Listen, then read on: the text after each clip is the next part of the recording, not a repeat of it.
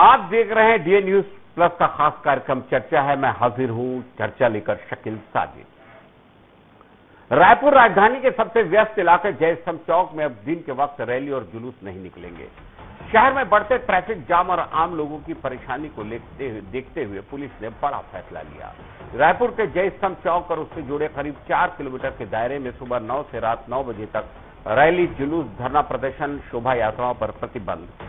यह आदेश 2 महीने के लिए लागू है। दरअसल पिछले 365 दिनों में इस इलाके से 290 से ज्यादा छोटी बड़ी रैलियां और जुलूस निकले। इनमें से करीब 190 रैलियां केवल कोतवाली, जयस्तंभ और चारसा चौक मार्ग से गुजरी। नतीजा, शहर की सड़कों पर घंटों जाम लगा रहा। कई बार एम्बुलेंस तक फंस गई, जिससे मरीजों की हालत गंभीर होने की नौबत आई।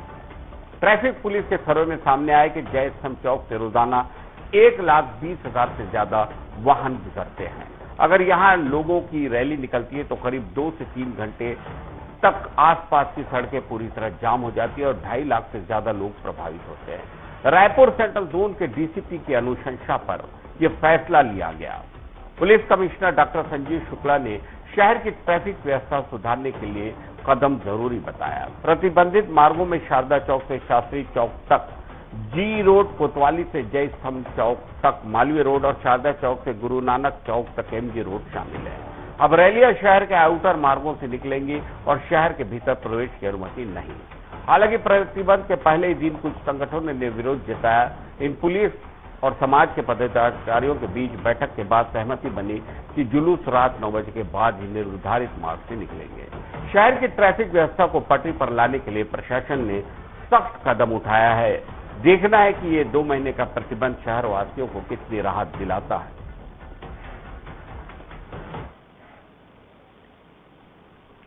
छत्तीसगढ़ कानूनी फैसला सामने आया है, जहां छत्तीसगढ़ हाई कोर्ट ने साफ कहा है कि पहली शादी के रहते दूसरी शादी करना कानूनन मान्य नहीं है। इतना ही नहीं, ऐसी स्थिति में दूसरे पति से गुजारा भत्ता मांगना भी उचित नहीं माना जाएगा। भिलाई की एक महिला से जुड़ा मामला, जिसने अपने दूसरे पति के खिलाफ सीआरपीसी की धारा 125 के तहत गुजारा भत्ते की मांग की। महिला का कहना था कि 10 जुलाई 2020 को आर्य समाज मंदिर में उसकी शादी हुई। कुछ समय बाद पति ने उसे शारीरिक और मानसिक रूप से प्रताड़ित किया और घर से निकाल दिया। महिला ने अदालत में दावा किया कि उसके पति की मासिक आय करीब 5 लाख रुपए है। उसने हर महीने 1 लाख रुपए गुजारा भत्ता देने की मांग की। सुनवाई के दौरान मामला पलट गया। कोर्ट में खुलासा हुआ कि महिला की पहली शादी अब भी कानूनी रूप से बरकरार है। पहला पति जीवित है, महिला ने उससे तलाक नहीं लिया। इतना ही नहीं, पहले शादी से 2 बालिग बेटे भी हैं, उसके साथ ही रहते हैं। फैमिली कोर्ट ने इन तथ्यों को ध्यान में रखते हुए महिला की अर्जी खारिज कर दी। इसके खिलाफ महिला ने हाई कोर्ट में क्रिमिनल रिवीजन दायर किया। चीफ जस्टिस रमेश सिन्हा की सिंगल बेंच ने मामले की सुनवाई करते हुए कहा कि बिना कानूनी तलाक के दूसरे शादी करना वैध नहीं है। ऐसी स्थिति में दूसरे पति से गुजारा भत्ता मांगना कानून की भावना के खिलाफ।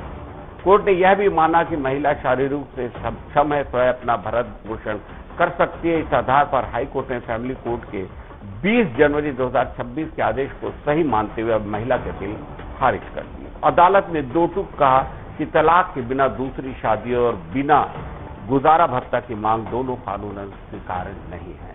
कानून की नजर में वैवाहिक संबंधों की वैधता बेहद अहम है।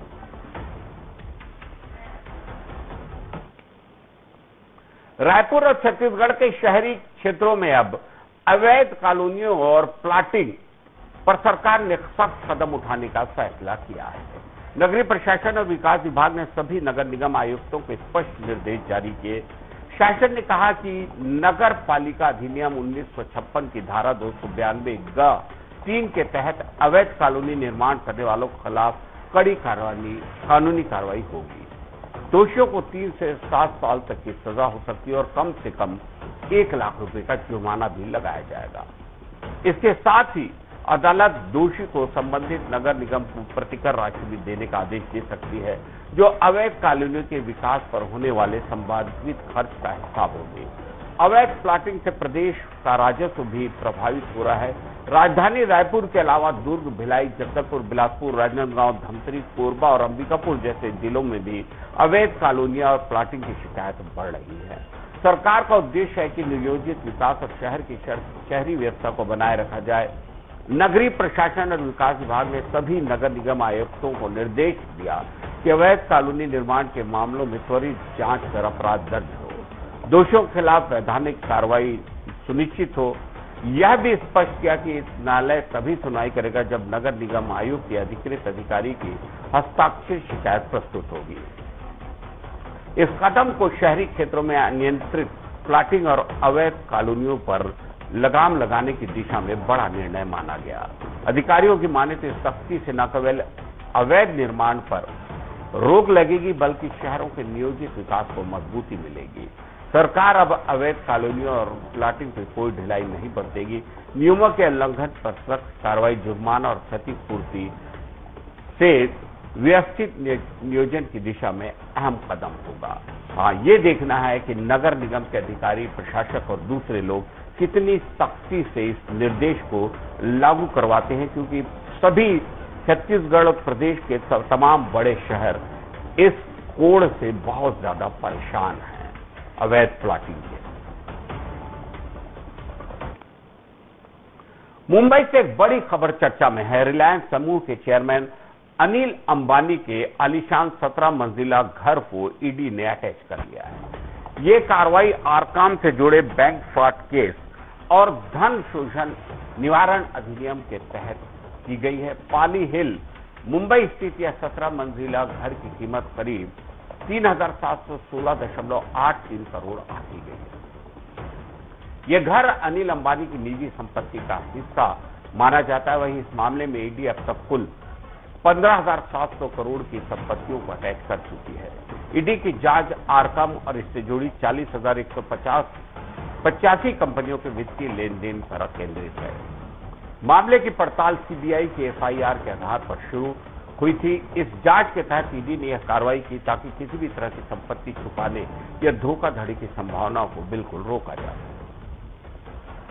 अनिल अंबानी इस मामले में दूसरी बार ईडी के सामने पेश हो सकते हैं। पहली बार उन्होंने अगस्त 2025 में बयान दर्ज कराया था। जांच में यह भी सामने आया कि अनिल अंबानी ने अपने घर को राइज ई ट्रस्ट के नाम से दिखाया था। यह ट्रस्ट उनके परिवार का है।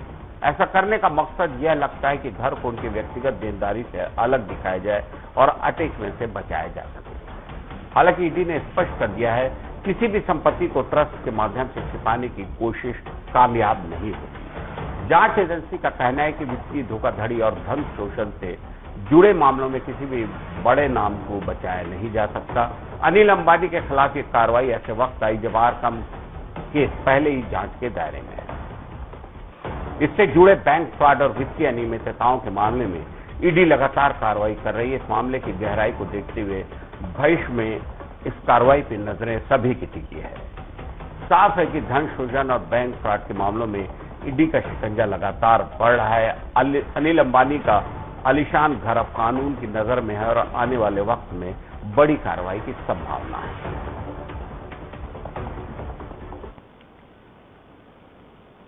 बिलासपुर से बड़ी खबर। जिला अस्पताल में डिलीवरी कराने वाली महिलाओं के परिजनों से कथित रूप से पैसों की अवैध मांग के मामले में 2 स्टाफ नर्स को निलंबित कर दिया। वायरल हुए वीडियो ने स्वास्थ्य विभाग और प्रशासन की नींद उड़ा दी।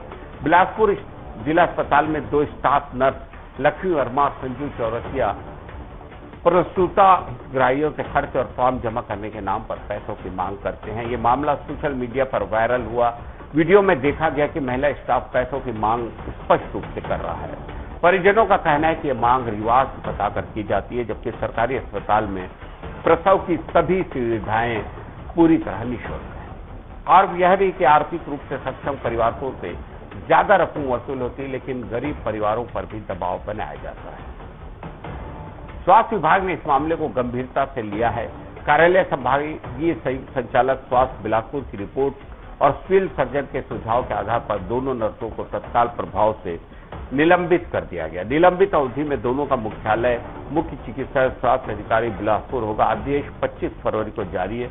मरीजों को किसी प्रकार की अवैध वसूली बर्दाश्त नहीं की जाएगी। दोषियों के खिलाफ सख्त कार्रवाई की जाएगी। छत्तीसगढ़ सिविल सेवा आचरण नियम 1965 के तहत पूरी तरह नियमों के खिलाफ कृत्य है।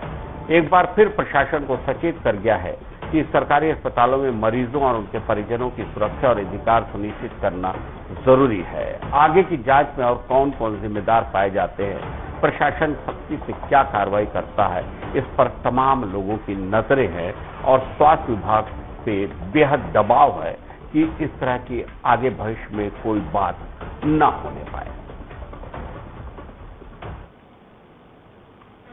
चर्चा है में आज इतना ही। आपको हमारा यह कार्यक्रम कैसा लगता है, आपकी प्रतिक्रियाओं का इंतजार रहेगा। शकील साजिद को इजाजत दीजिए, नमस्कार।